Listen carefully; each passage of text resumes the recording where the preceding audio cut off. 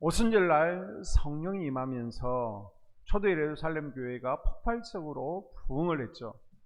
성령의 감동을 받은 베드로가 설교할 때에 하루에 3,000명, 5,000명씩 회개하고 교회 등록하는 역사가 나타났습니다. 그리고 성전 민문에 앉아있던 안전뱅이가 예수 이름으로 고침을 받습니다.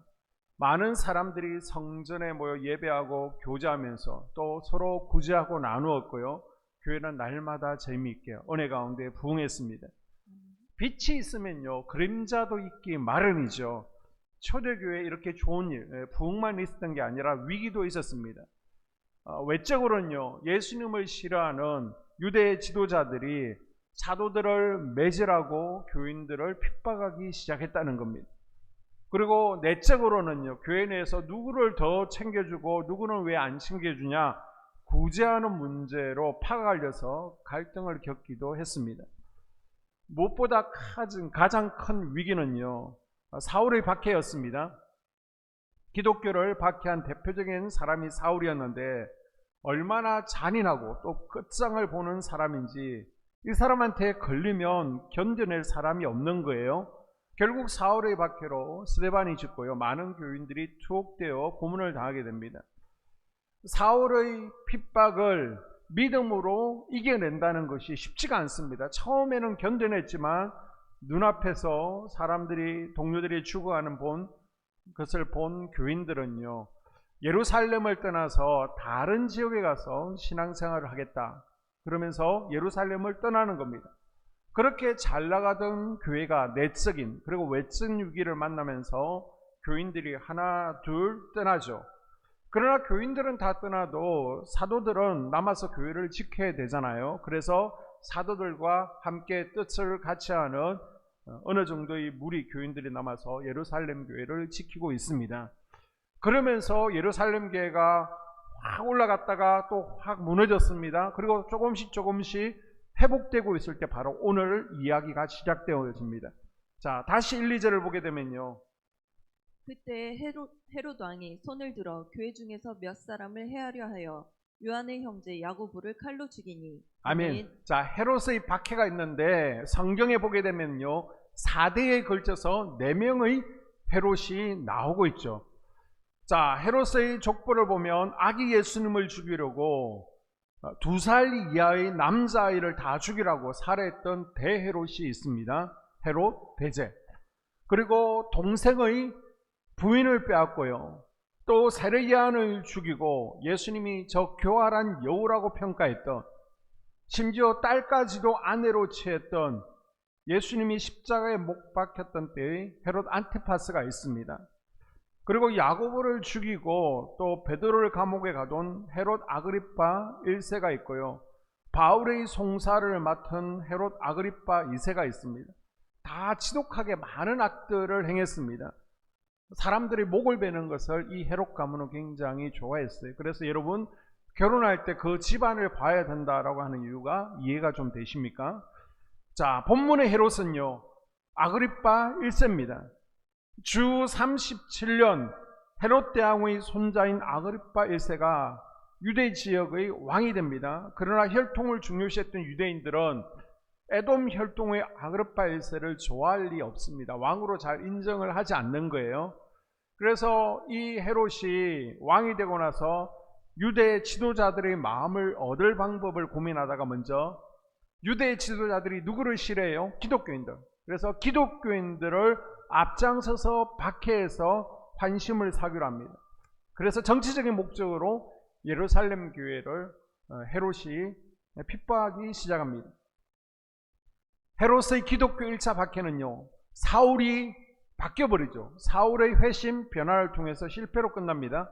그러나 2차 박해는요 철저하게 계획을 세워서 숙청 작업을 단행하기로 합니다. 아그리파 왕은요 제일 먼저 야고보 사도를 체포한 뒤에 사람들이 보는 앞에서 야고보 사도를 처형하죠. 야고보가요 12사도 가운데 최초의 순교자가 되었습니다. 유대인들이 자기네들이 못하는 일을 대신해 주니까 막 아그리파 왕 만세 환호하고 열광합니다. 그래서 아그리파 왕은 이제는 예루살렘 교회의 기둥이자 상징적인 베드로 베드로를 잡아 죽이겠다라는 공약을 내거는 겁니다. 지금까지는요, 아무도 베드로를 잡지를 못했는데 내가 그것을 해내서 하나님께 인정받고 유대인들에게 인정받겠다. 내가 유대인들을 얼마나 사랑하고 하나님을 사랑하는지 베드로를 잡아 죽임으로 증명하겠다는 것입니다. 지금 마귀에게 쓰임받은 아그리빠 때문에요. 베드로 한 사람의 위기가 아니죠. 기독교 신앙 전체, 예루살렘 교회 전체의 위기가 닥쳤습니다. 여러분, 태풍이 오려고 하면요, 구름이 옵니다, 비가 옵니다, 바람이 붑니다. 우리 인생에도요, 태풍이 휘몰아치기 전에 하나님께서 반드시 사인을 주십니다. 우리에게 감동으로 말씀하셔요. 그래서 기도의 보호막을 쳐라, 신앙의 끈을 동여매어야 된다, 기도로 준비하라. 우리의 대적 사단 마귀는 우리 인생을 파괴하고 망하고 죽이게 하는 것이 목적이죠. 그래서 사단 마귀의 공격 앞에 이 위기를 감지해낼 수 있는 영적 감각이 우리에게 지금 필요한 거예요. 야, 지금이 기도해야 할 때이구나. 지금이 영적 위기의 때이구나. 감각이 없으면요, 실패와 고통을 우리가 경험할 수밖에 없습니다. 몸이 아플 때도 내 몸이 좀 이상한데 병원에 가봐야지. 나에게요, 예민한 감각이 있으면 나는 살아요. 그런데 아픈 줄도 모르고 미련하게 있으면 죽는 거예요. 겟세마네 동산에서 예수님께서 로마 군병들에게 잡혀갈 긴박한 상황입니다. 제 아들에게는 지금 어떻게 상황이 돌아가는지 영적 감각이 전혀 없죠. 그러니까 예수님께서 아예 콕 집어서 알려주십니다. 깨워서 기도하라. 태풍이 온다라고 하면 준비해야죠. 이번에 며칠 전에 미국 LA 같은 경우에는 1년 동안 올 비가 하루 6시간 만에 비가 와서 난리가 났습니다. 미국 정부에서 계속해서 2, 3일 전부터 조심해야 됩니다. 조심해야 됩니다. 외출을 자제하십시오라고 했죠. 그런데 준비 안 하니까 날려가 버리고요. 준비 안 하니까 떠내려가고 막 난리가 나는 겁니다. 우리 교회도 태풍이 오기 전에, 장마가 오기 전에 지붕 세로하고 종각을 철거해 놓고 하니까 얼마나 마음이 편안합니까? 준비가 필요하다는 것이죠. 노은서, 제 딸 이름이 노은서인데요, 은서가 초등학교 1학년 때입니다. 저는 자녀들을 위해서 기도를 하지 않습니다. 왜냐? 저는 성도들을 위해서 기도하는 것이고요, 또 하나님께 맡기는 것이고, 성도님들이 목회자 가정을 위해서 대신 기도해 주는 것입니다. 그런데 문득 하나님께서 자녀들을 위한 기도, 자녀들을 보호 기도를 시키시는 거예요. 그래서 아내에게 아이들 교통사고 나지 않도록 조금 교육시키고 단속했으면 좋겠다, 하나님께서 이렇게 감동을 주신다라고 얘기하고, 저는 강단에서 일주일 동안 머물면서 기도하는 겁니다. 자, 교회가 있습니다. 그리고 아파트가 있는데요, 그 사이에 도로가 하나가 있는 거예요. 그래서 학교에 갈 때, 또 오고 갈 때 교회와 교회가 상가에 있습니다. 그리고 아파트 사이에 그 도로를 지나가야 되는데, 차가 양쪽에는 주차되어 있잖아요. 양쪽에 주차되어 있고 차가 서로 이제 교차하면서 지나갈 정도의 도로인데, 항상 차들이 주차되어 있으니까 그 사이로 아이들이 지나가다 보면 굉장히 위험하거든요. 그래서 저기 위험한데 몇 번 민원을 넣고 그렇게 했습니다. 그래서 이제 가속 방지턱도 있고 그러지만은 그래도 차들이 있기 때문에 아이들이 나오면 지나가는 차들이 못 보기 때문에 굉장히 위험한 곳입니다. 자, 일주일 기도했습니다. 금요일 저녁 오후가 되었나요? 전화가 왔습니다. 전화를 받고 밖에 나가 보니까 은사가 택시에 부딪힌 거예요. 지나가는 택시에. 그런데 하나님께서 감사하게도 은사를 받아주셨습니다. 택시 CCTV와 또 상가 1층에 있는 CCTV를 확인해 보니까 이제 김은사하고 노은서 둘이서 교회 온다고요. 차가 있으면 차 뒤에서 그냥 뛰쳐나온 거예요. 그런데 지나가던 택시가 안 보이죠. 그래서 브레이크를 밟을 겨를도 없이 부딪혔는데, 머리라도 부딪혔으면 큰일이죠. CCTV를 확인해 보니까 부딪히고 나서 나가서 떨어졌는데, 다행히 하나님께서 천사를 동원하셔서 받쳐주시고, 그래서 감사하게 다치지 않게 해주셨습니다. 우리 부모들 가운데 가족에 대한 기도 감동을 받으실 것입니다. 사단 마귀는요, 사건과 사고를 통해서 어떻게든 우리의 생명을 뺏어가려고 합니다. 그러나 성령께서는요, 미리 대비하도록 감동 감화를 주시고요. 그 감동을 우리가 영적 감각을 가지고 놓치지 않고 순종하고 기도하면 괜찮은 거예요. 그러나 우리가 그 영적 감각을 놓치면요, 또 어려움을 당할 수 있고 안타까운 일을 당할 수 있는 것입니다. 그래서 미리 기도 사인을 주십니다. 보호 기도를 시키시는 것이죠. 아멘하고 기도의 자리에 나오셔서 이때 기도할 수 있어야 됩니다. 예레미야처럼 눈물로 기도하십시오. 바벨론 대적 같은 사단 마귀가 포로로 끌고 가지 않도록 여러분이 기도의 보호막을 펼칠 수 있기를 바랍니다. 아멘. 자, 위기의 순간에 필요한 것 두 번째는요, 바로 기도의 실행입니다. 기도해야 되는 거 다 알고 있습니다. 중요한 줄 알고 있지만 하지 못하는데 진짜 중요한 것은 내가 순종하며 행하는 것이죠. 자, 초대 예루살렘 교회 담임 목사가 체포당했습니다. 내일이면 죽어요.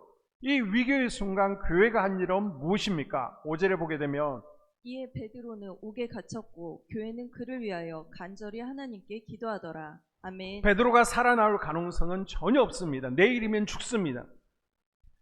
이 절망적인 상황에서 베드로가 할 수 있는 일이 무엇이겠습니까? 지금 기도 말고는 할 수 있는 게 없는 거예요. 예루살렘 교회 성도들은요, 그냥 여유 있게 기도한 것이 아닙니다. 지금 생명을 걸고 간절히 기도합니다. 여러분, 간절한 기도에 능력이 있는 줄로 믿습니다. 아멘. 간절한 기도에 힘이 있어요. 아멘. 간절히 기도할 때 영적 돌파가 일어나는 거예요. 아멘. 그래서 누가가 말하기를 예수님께서 힘쓰고 해서 더욱 간절히 기도하시니 땀이 땅에 떨어지는 핏방울 같이 되었다라고 기록했습니다. 그리고 히브리서를 보게 되면요, 예수님께서 이 땅에서 기도하실 때 통곡과 눈물로 간절히 기도했다라고 분명히 밝히고 있습니다. 아니, 전지전능하신 예수님도 이렇게 기도 안 하시는데 우리가 뭐 대단하다고 조용히 마음으로 기도하겠습니까? 우리에게 필요한 것은 짜크의 기도, 우리가 생명 걸고 간절히 기도할 때 하나님께서 반드시 불응답하실 줄로 믿습니다. 아멘. 자, 5절에 보니까 교회는 그를 위하여 간절히 하나님께 기도하더라. 지금 베드로 담임 목사님의 석방을 위해서 기도하고 있는 거예요. 그런데 상식적이라면 이렇게 간절히 기도할 수 없는 상황입니다. 왜요? 교회가 이전에 얼마 전에 야고보 사도의 석방을 위해서 기도했잖아요. 그런데 하나님께서 그 기도를 안 들어주셨어요. 지금 기도해도 응답되지 않더라, 기도해도 소용없더라, 그것을 성도들은 한번 경험했습니다. 그러니까 분명 교인들 중에는 에이, 기도해도 소용없는데 우리가 뭘 기도합니까? 차라리 정치 로비나 합시다. 뒤에서 내가 잘 봐줄 수 있는 그 사람을 아는데 가서 한번 청탁을 넣어볼까요? 분명히 이런 목소리들이 있었을 겁니다. 그런데 교회적으로요, 우리 야고보 사도를 살려달라고 기도해도 응답을 받지 못했는데 도대체 어떤 마음으로 이들이 다시 기도를 시작한 것이냐? 지금까지 하나님께서 우리 기도를 들어주지 아니하셨던 간에 그래도 우리는 하나님을 신뢰합니다. 아멘. 지금 이 마음의 고백으로 온 성도들이 모여서 기도하고 있는 거예요. 우리의 기도는요, 내가 원하는 것, 내가 묵상하는 것, 내가 구하는 것을 얻기 위해서 주님과 협상하고 요구하고 이것이 이루어지면 야, 좋은 기도다라고 생각하는데 그것이 전부가 아닙니다. 어떤 상황이든 간에 응답하시든 응답 안 하시든 간에 내가 원하는 대로 주시든 주시지 않든 나는 그래도 살아계신 하나님을 믿고 신뢰합니다. 아멘. 이런 마음을 드리는 게 바로 기도라는 것입니다. 물론 응답을 믿고 기대하는 마음이 있어야 됩니다. 하지만 응답의 여부를 넘어서 그리 아니하실지라도 먼저 주님을 믿고 신뢰하는 마음을 보일 때 하나님께서 그 마음에 감동하셔서 또 놀라운 일을 이루어 주실 줄로 믿습니다. 아멘. 자, 하나님을 신뢰하고 간절히 기도할 때 하나님께서 어떻게 역사하시는지를 볼까요? 6절에 헤롯이 잡아내려고 하는 그 전날 밤에 베드로가 두 군인 틈에서 주 쇠사슬에 매어 누워 자는데 파수꾼들이 문 밖에서 옥을 지키더니 아멘. 자, 로마 군대는 죄수들을 경비를 세울 때 인조 경비를 세웁니다. 그런데 베드로는 어떻다고요? 4인조 경비를 세우고 있습니다. 4명이 지키고 있는 거예요. 이거는 그만큼 죄가 중하다는 겁니다. 지금 베드로에게는 4명씩 내조 16명이 돌아가면서 베드로를 지키고 있습니다. 베드로에게 이런 조치를 취한 것은 벌써 베드로는 3번째 감옥에 갇혔습니다. 그리고 사도행전 5장에 보니까 이전에도 베드로가 감옥 가운데 기적적으로 탈출한 일이 있었습니다. 그래서 또다시 도망가지 못하도록 군인 2명이 아예 한 감옥 내에 같이 옆에서 끼고 자고 있는 겁니다. 그리고 베드로는 쇠사슬에 묶였습니다. 이건요, 탈출이 불가능하다는 거예요. 인간의 가능성이 전혀 없다는 것을 표현하고 있습니다.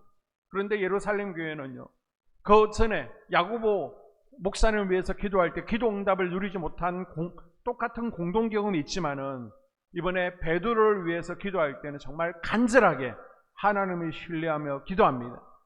열심히 기도했습니다. 이때 하나님께서 움직이기 시작하신 거예요. 아멘. 자, 베드로가 잘 때 천사가 7절에 나타나는데요. 언제 이 천사가 베드로에게 나왔습니까? 이들이 기도하기 시작할 때였습니다. 다니엘서 9장 23절에서도 내가 기도를 시작할 즈음에 하나님의 명령이 내렸다라고 기록하고 있습니다. 우리가 기도를 시작하면요, 하나님께서 들으시고 움직이기 시작하시는 줄로 믿습니다. 아멘. 자, 자고 있는 베드로를 천사가 와서 툭툭 깨우죠. 잠에서 깬 베드로 앞에 천사가 보이더니 자기를 따라오라고 그럽니다. 그런데 베드로는 지금 이게 꿈인지 아니면 생시인지 현실인지 비몽사몽 간에 그냥 이끌려 가고 있습니다. 천사가 썩 베드로에게 손을 대니까요, 묶고 있던 쇠사슬이 다 끊어지는 거예요. 그리고 천사가 지나가기만 하며 꽁꽁 잠겨있던 감옥문이 하나하나 열리고 있습니다. 분명 경비병들이 경비를 서고 있습니다. 그런데 베드로를 보지를 못하는 거예요. 마치 투명인간처럼 베드로가 감옥문을 빠져나오게 됩니다. 그리고 나서 감옥에 나오고 나서 베드로가요, 이제 정신을 차린 겁니다. 그때서야 하나님께서 직접 개입하셔서 나를 구원해 주셨구나, 그 사실을 깨닫게 됩니다. 자, 우리도 살아갈 때 베드로처럼요, 16명의 군인들에게 결박당하고 내일이면 죽을 것만 같은 위기에 처할 때가 있습니다. 그런데요, 하나님의 능력이 임하면요, 하나님께서 직접 개입하시면 순식간에 모든 문제가 풀려질 수 있다는 거예요. 아멘. 여러분, 구원이 무엇입니까? 구원은 풀린다는 것이죠. 자, 우리는 사단 마귀에게 묶여 있습니다. 베드로처럼 결박되어 있다는 거예요. 그런데 하나님의 능력이 임하면, 기도 응답이 있으면요, 모든 것이 다 풀려지게 된다는 것입니다. 아멘. 마귀는 우리를 계속해서 묶어요. 마귀는 속파하고 예수님은 풀어주십니다. 오늘도 이렇게 묶여있는 분들 있지 않습니까? 마음의 병으로 묶여있는 분들이 있습니다. 우울함으로, 외로움으로, 근심과 걱정으로 묶여있는 분들이 있어요. 그리고 대인관계가 묶여있는 분들이 있습니다. 재정적인 것 때문에 묶여있는 분들이 있습니다. 질병으로 묶여있는 분들이 있어요. 하나님께서 내 인생에 직접 간섭해 주셔서 이 모든 묶임이, 결박이 끊어지고 풀려지는 은혜가 있기를 주님의 이름으로 축복합니다. 아멘. 여러분, 하나님께서 내 인생에 직접 개입하셔서 응답하시는 비결은요, 우리가 믿고 기도하는 것입니다. 아멘. 야고보서 1장 6절 이하에 보게 되면 오직 믿음으로 구하고 조금도 의심하지 말라. 의심하는 자는 마치 바람에 밀려 요동하는 바다 물결 같으니 이런 사람은 무엇이든지 주께 얻기를 생각하지 말라. 아멘. 내가 어떤 기도 제목을 가지고 기도했습니다. 기도하는데 하나님께서 금방 응답하지 않으시나 보다. 하나님의 뜻이 아닌가 보다. 계속 기도하는데 나는 분명히 간절한 것 같은데, 나는 기도하는 것 같은데 응답이 없어요. 그러나 흔들리지 마십시오. 끝까지 기도하는 것입니다. 그 끝까지는 언제까지라는 거예요? 기도 응답이 현실로 나타날 때까지. 여러분, 질병 때문에 지금 기도하시는 분들 계시잖아요. 몇 번 기도했는데, 기도받았는데 차도가 없습니다. 나는 안 되는 모양이다. 흔들리지 마시고요. 하나님께서 나를 치료하고 계신다. 믿고 계속해서 기도하십시오. 아멘. 여리고성을 7일 동안 도는데요, 성벽에 금이 하나 가지 않습니다. 요단강에 나아만 장군이 6번 몸을 담갔지만은 나병은 그대로 있습니다. 낫지를 않습니다. 여러분 몸이 아플 때 병원 가잖아요. 그리고 약을 처방받습니다. 보통 3일치 약을 처방해 주는데 이 약을 먹으면 내가 나을 수 있다 믿음으로 먹잖아요. 한 번 먹어서 안 되니까 며칠 분 먹고 나면 또 한 번 찾아가서 처방받고 약을 먹습니다. 언제까지요? 나을 때까지. 치유를 위한 기도도 그렇게 우리가 하는 겁니다. 언제까지 기도해야 됩니까? 나을 때까지. 지금 내 상황을 보면요, 내 몸을 보면 도저히 내 힘으로는 해결될 것 같지 않습니다. 나을 것 같지 않습니다. 그러나 내가 믿고 기도하면 하나님께서 직접 일하시고 아멘. 큰 길을 내실 줄로 믿습니다. 아멘. 반드시 치유의 은혜를 부어주실 줄로 믿습니다. 세 번째로 지금 우리에게 필요한 것은요, 모여서 기도하는 것입니다. 예루살렘 교회는 합심 기도로 시작한 교회였죠. 예수님께서 하늘로 올라가신 후에 120명이 모여서 기도합니다. 예수님께서 모여서 기도하고 있으라 500명 이상이 들었어요. 그런데 아멘 순종하고 모인 이들은 고작 120명이었습니다. 자, 마가다락방에 120명이 모여서 10일 동안 마음을 같이 해서 전혀 기도에 힘썼을 때 성령 충만함과 성령의 은사들을 경험했습니다. 그리고 예루살렘 교회는요, 시험이 닥쳤을 때에도 기도하는 교회였습니다. 교회 내에 갈등이 있었습니다. 구제 문제로 갈등이 있었을 때 지금 우리에게 필요한 것은 은혜다. 누구에게 더 많이 주는 것이 필요한 것이 아니라 이런 문제는 은혜가 부족하기 때문이다. 더 기도하자. 기도로 갈등을 이겨냈습니다. 그리고 담임 목사님 베드로가 헤롯에 의해서 감옥에 갇혀서 죽게 되었습니다. 이때도 우리 기도하자. 비록 이전에는 기도 응답을 누리지 못했지만 지금도 기도하자. 합심해서 기도해서 응답을 누린 교회였습니다. 이들이 세게 기도하니까 어떻게 해요? 베드로만 구출된 게 아니죠. 아예 교회를 핍박하는 헤롯을 하나님께서 죽여버리십니다. 우리 교회 이 초대 예루살렘 교회와 같은 뜨거운 기도, 간절한 기도가 넘쳐날 수 있기를 소원합니다. 아멘. 저는 우리 교회가요, 하나님의 임재가 충만한 교회가 되어지기를 소망합니다. 아멘. 그래서 여러분 자리에서도 기도하시고요, 강단에 나와서도 기도하십시오. 강단에 나와서 기도하실 때는 좀 자리를 이렇게 맞춰서 기도하시면 좋을 것 같아요. 지난주에도 말씀드렸는데 한 분, 두 분만 줄을 안 맞춰주면요, 이렇게 쓰러질 때 엉망이 되어버립니다. 누울 공간이 없어요. 그래서 자리를 잘 맞춰서 그렇게 앉아주시기를 다시 한번 당부를 드립니다. 저는요, 우리 교회가 성전 현관만 들었어도요, 하나님의 임재가 느껴지고, 기도를 잘 하지 못하는 분들도 기도가 잘 풀려지네, 기도를 잘 하게 되어지고, 기도만 하면 치유의 역사가 일어나기를 소망합니다. 아멘. 그러기 위해서는 기도가 더 많이 쌓여야 되는 거예요. 더 많은 기도가 우리 교회에 필요합니다. 아멘. 그래서 우리가 함께 기도할 수 있는 시간이 언제예요? 바로 예배 시간입니다. 그래서 새벽 기도의 시간에, 그리고 수요 성경부 시간에, 금요 기도의 시간에, 그리고 월요일은 눈물병 기도회가 있잖아요. 그래서 더 많은 분들이 참석해서 함께 기도의 분량을 쌓아갈 수 있기를 바랍니다. 아멘. 성전에 나와 내가 가정을 위해서, 또 남편을 위해서, 자녀를 위해서 기도할 때 우리의 남편과 자녀들을 묶고 있는 흉악의 결박이 끊어지는 역사를 경험하게 될 줄로 믿습니다. 아멘. 신앙생활을 방해하고 예배를 방해하고 믿음을 갖지 못하도록 묶고 있는 결박들이 풀어지게 될 줄로 믿습니다. 아멘. 여러분, 혼자 기도하는 것도 좋지만요, 함께 기도할 때 더 힘이 납니다. 함께 한다는 것은요, 위기를 극복하는데 참 중요하죠. 우리 한 명 한 명은 참 약해요. 그러나 함께하면 상상하지 못하는 힘을 낼 수 있습니다. 그래서 신앙생활도요, 함께하는 거예요. 혼자 하면 쉽게 유혹받고 쉽게 나가떨어질 수 있습니다. 믿음에서 탈순할 수 있습니다. 그러나 함께 신앙생활하면요, 내가 낙심했을 때, 절망 가운데 탈선하게 될 때 옆에서 붙들어주게 되는 것입니다. 기도도 마찬가지예요. 함께하는 게 참 중요합니다. 혼자 기도하는 것은 외로운 싸움이에요. 안 그래도 기도는 노동입니다. 힘든 거예요. 그런데 혼자 기도하는 것은 더 힘들어요.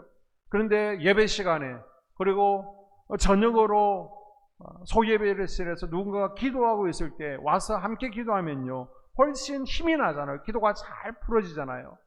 그래서 마태복음 18장 19절에 보게 되면 너희 중에 두 사람이 땅에서 합심하여 무엇이든지 구하면 하늘에 계신 내 아버지께서 그들을 위하여 이루게 하시리라. 아멘. 두세 사람이 합심해서 기도할 때 하나님은 응답하십니다. 아멘. 기적이 일어납니다. 아멘. 결박이 풀어지고 감옥문이 열려지게 되는 거예요. 아멘. 성경은요, 계속해서 우리 인생이 벼랑 끝에 있을 때, 태풍이 휘몰아칠 때에 혼자 기도하지 말고 함께 기도할 것을 권유하고 있습니다. 그래서 교회에서 공식적으로 함께 기도하는 시간마다 오셔서 함께 기도하는 거예요. 혼자서는 별 볼 일 없는 것 같지만은 합심해서 기도하면 내가 상상한 것, 내가 기대한 것, 내가 소원한 것, 그 이상의 일들을 하나님께서 보여주실 줄로 믿습니다. 아멘. 자, 다시 본론으로 돌아가서 천사에 의해서 길거리로 베드로가 나왔습니다. 어디로 갈지 고민하다가 지금 마가다락방에서 교회가 시작되었잖아요. 그래서 마가다락방으로 가게 됩니다. 지금 교인들은 숨죽이고 조용히 기도하고 있습니다. 발각되면 안 되니까, 죽으니까. 아마 심부름하는 아이를 하나 놓고서 망을 보겠던 것 같아요. 그래서 똑똑똑 문을 두드리니까 로데라는 여성이 나와서 베드로를 보고는 깜짝 놀랍니다. 아니, 감옥에 있어야 될 담임 목사님의 목소리가 저 문 너머에서 들리는 거예요. 너무 놀란 이 여종은요, 문도 열어주지 않고 교인들에게, 기도하는 교인들에게 달려왔습니다. 그리고는 놀란 목소리로 베드로 목사님이 오셨습니다. 베드로 목사님이 오셨어요. 성도들의 반응을 보십시오. 15절에 그들이 말하되 내가 미쳤다 하나 여자아이는 힘써 말하되 참말이라 하니 그들이 말하되 그러면 그의 천사라 하더라. 아멘. 자, 기도하고 있는데 이 여종이요, 베드로 목사님이 오셨습니다. 베드로 목사님이 오셨어요 라고 하니까 기도가 끊어졌죠. 그러고 나서 한 사람이 이렇게 말하는 겁니다. 야, 좀 상식적으로 생각해 봐라. 지금 이 시간에 베드로 목사님 어떻게 여기를 와? 여종이 아니에요, 분명히 맞습니다, 분명히 목사님이 오셨습니다 라고 할 때에 이 교인들은 애써 이해한다는 식으로, 그렇지, 베드로 목사님의 목소리를 모를 수가 없지. 그러면 베드로 목사님이 천사가 지금 방문한 모양이다. 유대인들은요, 사람이 죽으면 그 천사가 한번 온다라는, 찾아온다라는 전설을 가지고 있었습니다. 그래서 교인들은요, 베드로의 천사가 작별 인사라도 하려고 온 모양이다 라고 생각했습니다. 베드로의 보호천사가 온 것으로 생각하고 마지막으로 그럼 베드로 목사님이 죽은 모양이니 천사라도 한번 보자, 맞이하러 갑니다. 그런데 문을 열어보니까요, 진짜 베드로 목사님이 오신 거예요. 깜짝 놀랍니다. 16절에 베드로가 문 두드리기를 그치지 아니하니 그들이 문을 열어 베드로를 보고 놀라는지라. 아멘. 아멘.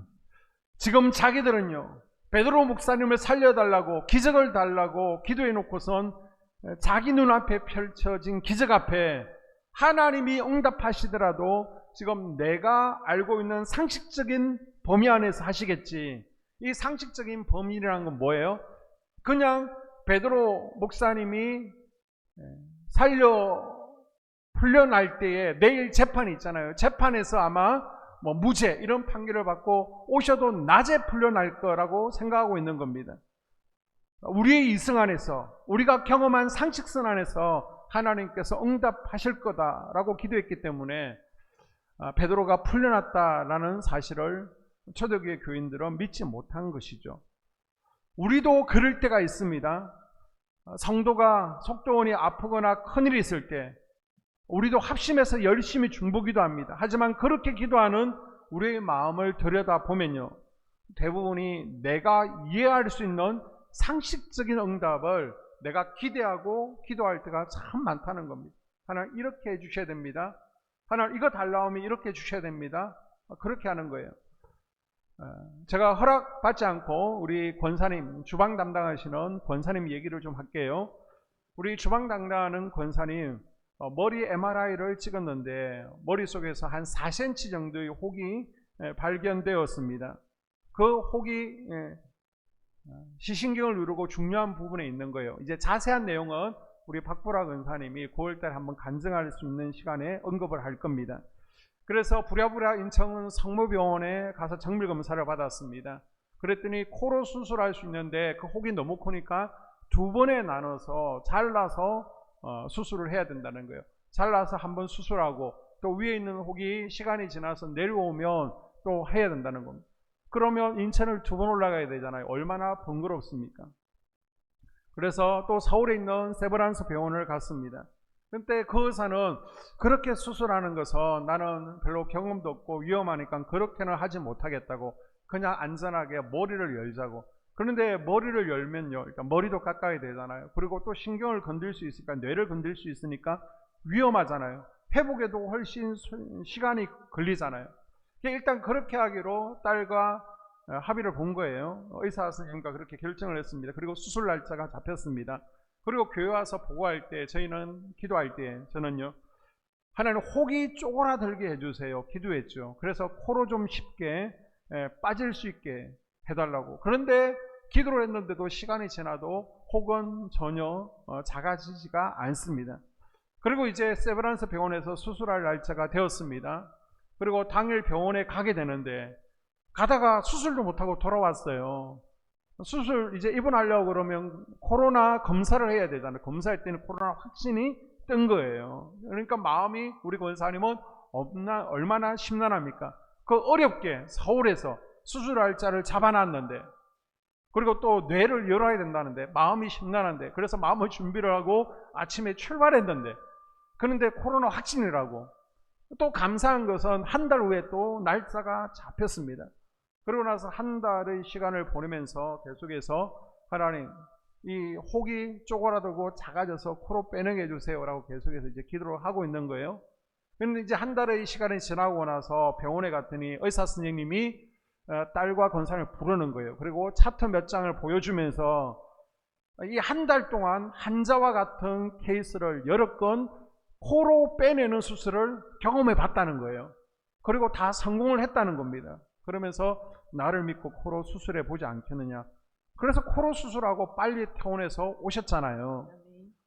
자, 우리가 생각할 때는, 내가 기도할 때는 하나님 혹이 사라지게 해주세요. 성령의 불에 확 타버리게 해주세요. 그리고 혹이 쪼그라들게 해주세요. 그래서 코로 쉽게 빼지게 해주세요 라고 기대하잖아요. 그게 상식이잖아요. 그런데 하나님은요, 한 달간의 시간을 통해서 내가 전혀 생각지 못한 방법을 쓰시는 거예요. 응답하시는 거예요. 그게 뭐예요? 한 달 동안 의사를 훈련시키는 겁니다. 여러분, 그런 경험을 해보셨습니까? 의사를 훈련시킨다? 때로는 우리가 기도한 것과는 달리요, 하나님께서 다른 방법으로 이끄실 수 있다는 것을 여러분 믿으십시오. 아멘. 하나님은 우리를 직접 치유하시기도 하시고요, 때로는 좋은 의사를 붙이시기도 하고요, 그게 안 되면 의사를 훈련시키신다니까요. 아멘. 때로는 좋은 약을 소개받기도 하십니다. 의사로 하여금 경험을 쌓기도 하시는 분이세요. 우리가 기도하기만 하면 하나님은 협력해서 선을 이루시는 분이십니다. 아멘. 그래서 하나님은 예레미야 32장 27절에서 이렇게 말씀하시죠. 나는 여호와요 모든 육체의 하나님이라 내게 할 수 없는 일이 있겠느냐. 아멘. 하나님은 능치 못하는 일이 없는 분이십니다. 아멘. 하나님은 우리의 상식보다 훨씬 크신 분이세요. 아멘. 여러분이 경험하고 여러분이 생각하는 것보다 훨씬 전지전능하신 분이십니다. 오늘 말씀을 정리합니다. 하나님은 우리에게 말씀하십니다. 지금이 위기의 때인지 아니면 평안의 때인지를 느낄 수 있는 영적 감각을 가지라라고 말씀하십니다. 그리고 위기의 때에는 하늘 앞에 나와서 믿고 기도하라는 겁니다. 그리고 혼자 기도하기보다 함께 기도하라고 말씀하십니다. 아멘. 우리 하나님은 살아계십니다. 아멘. 우리 하나님은 살아계세요. 아멘. 우리 하나님은 합력해서 선을 이루시는 분이십니다. 아멘. 합력하여 선을 이루시는 살아계신 하나님을 믿고 이 시간도 주님 앞에 부러지셔서 모든 흉악의 결박들이 끊어지는 것을, 문제가 해결되는 것을 경험하는 이 시간 될 수 있기를 주님의 이름으로 축복합니다. 아멘. 이 시간 함께 기도하기를 원합니다.